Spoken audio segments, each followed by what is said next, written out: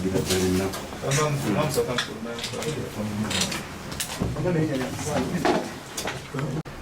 Yes, amanya gange nze Robert Sande. Abasinga kumanyanga Tata Sam na yenga kusiri wano Tata Sam. Kuba Tata Sam bamulabanga usawa wera mu comedy, but this time around ndi wonga Robert Sande. Professionally ndi journalist ngabo abasinga babanyi era nga mbadde practicing journalist ku Digide FM. Nkozi ne Digide Bank naye tubadde mu mbeera gye tubaddemu nga tukola n'okunyigirizibwa nga tuguma kubanga tubadde tulaba nti Digide yafuuka family oba kitundu kufa nga n'abantu abamu batumanyi nga Digide batuggalawo nga tebalina kye batugambye mu kaseera akazibu ennyo nga tubanja esente nyingi kuba nkakasa kuba nange bana abali wano n'abalala abali wabweru kubanga tubadde tuzze wa kanso waffe okucewa kubaako bye tumwebuuzaako n'omusango gwaffe gutuuse naye teri muntu abanja myezi gika wansi wa 12 ffenna tubanja emyezi egisoba mu 12 abantu abasoba mu 30. Ekintu ekyatunyigiriza mu byonna kubanga byonna bibadde bijja bibaawo nga bagoba abantu buli bwe babeerawo abakozi nga babanja ssente nnyingi ng'ezo nga bakwata ekyo ekirindi nga bakigoba nga balekawo abalala nga baleeta abapya kitegeeza otandise kubanja kipya ow'omwezi ogumu tabanja nga abadde abanja emyezi 12 bannaffe bazze babagoba nga banyigirizibwa mu embeera bakama baffe nga tebatufaako kati ate bwe baalabye nga naffe tubanja kuba waliwo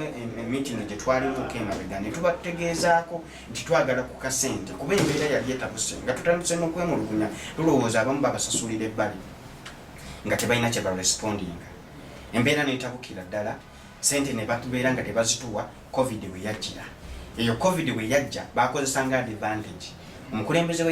w'eggwanga we yalangirira obutaddamu kutambula nnyo enkeera ffe tugenda okuddayo ng'ekiro bwe batise ebintu byonna ne babitwala ffe tetumanyi gye babitwala tetumanyi wakuddukira banoonya okuggyako ng'oli atulagiridde maka g'omuntu naye mukimanyi you cannot trespass into someone's residence nti ngenda kubanja ssente netuba nga tetuyisigaza option ndala okuggyako okunoonya bannamateeka nga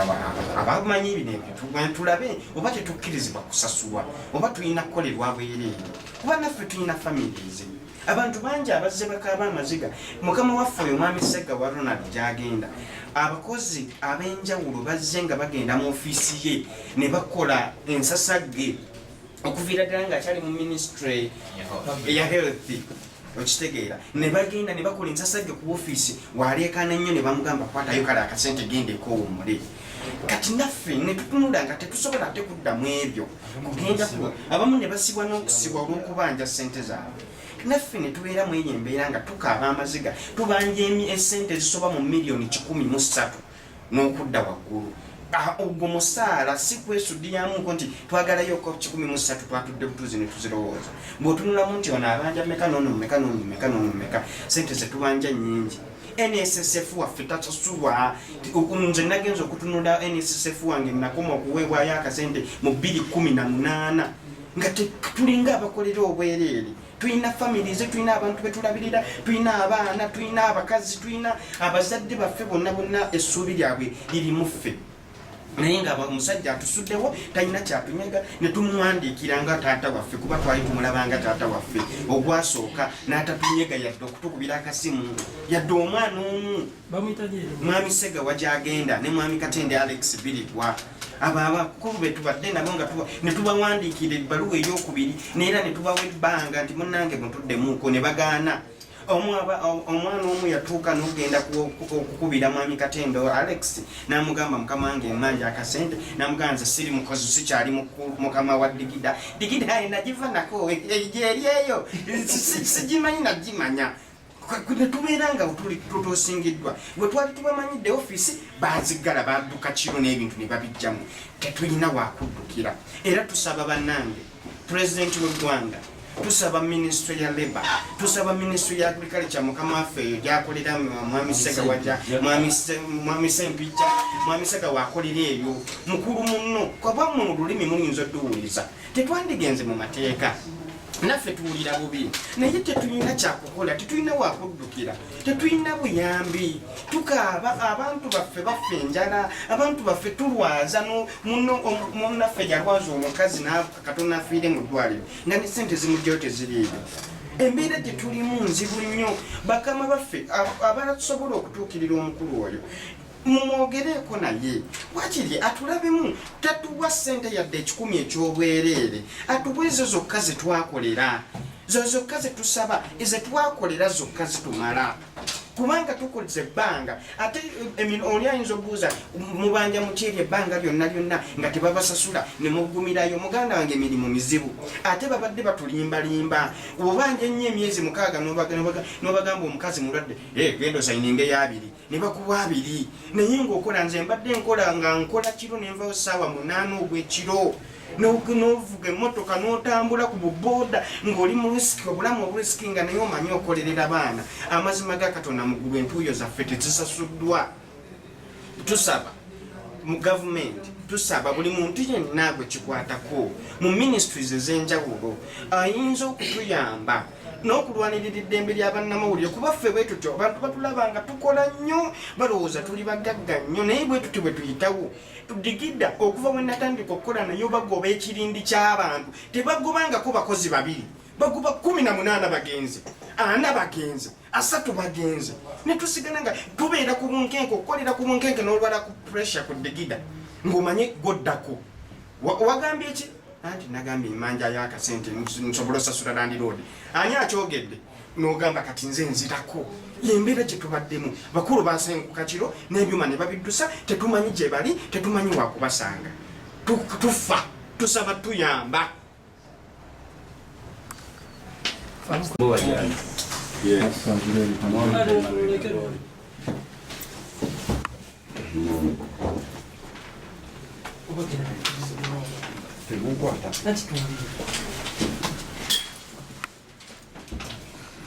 Faro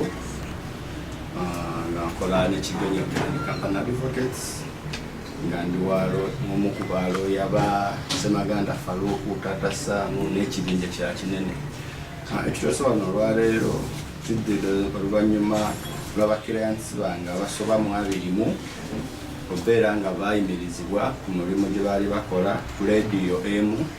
eyitibwa Digida FM esangibwa Bukoto nga bamu basa olunaku olw'ekitiibwa Museveni lwe yaggalawo entambula ez'olukale n'ez'obwannannyini lwe bagendayo enkeera basanga babagayidde ku mulyango nga bateeseko bakanyama ku kizimbe kya Digida FM nga tebabawandiikidde tebabategeezezza tebakoze kyonna kimu ekintu ekityoboola eddembe ly'omukozi nabwe kityo nze nga munnamateeka natwala obuvunaanyizibwa okuwandiikira senkulu wa leediyo eyo omwami Sega wa Ronald gyagenda abayite boogere mu buntu era nga yafuna demand notices za mirundi 2 basooka ne bajja n'ebbaluwa mu bannamateeka abalala nange ne muwandiikira ng'omuntu naye kyamukisa mubi kati kigenze mu mwezi tetuwulirangako kimuvaamu nabwe kityo nempita bakirayansi bange nembategeeza ebyavuddemu era nemba advisinga nti kati siteepu eddako tugenda mu mbuga z'amateeka era ng'enkya tujja bba tumaze okufayiringa omusango ewa Labor Officer e Kampala nga tuwawaabira oba bakirante nga bawawaabira omwami Sega wabona gyagenda eyaggala leediyo nga tabanyonyodde nga babanja miliyoni esukka mu 100 so bintu bingi byatakola byalina otuukiriza mu mateeka gamba nga obba wa notice yabawandiikira nakamu gamba abamu babawala yali alina okubawa sente eziba zabaziyita repatriation fee kuba amateeka mweziri severance allowance yali alina okubaweebwa era nobawa certificate of service. Ebisoso mingi tugenda birambika mu mpaaba yaffe egenda ogenda mu kooti, so tumusavinge anyonyole ensonga lwaki kuba ekintu kyeyakola actually kiri gross oba kyamaanyi nnyo. Ekintu ekyo bakozi basukka mu 3, that is a fact. Yabagalira ebweru n'agenda mpaka nakati. Kino kyaliwo mu March, tuli mwezi gwa 7. Tabawandikiranga tumusavinga n'arisivinga naye alabika musajja munyoomi. So katugende kooti eramule ebyo.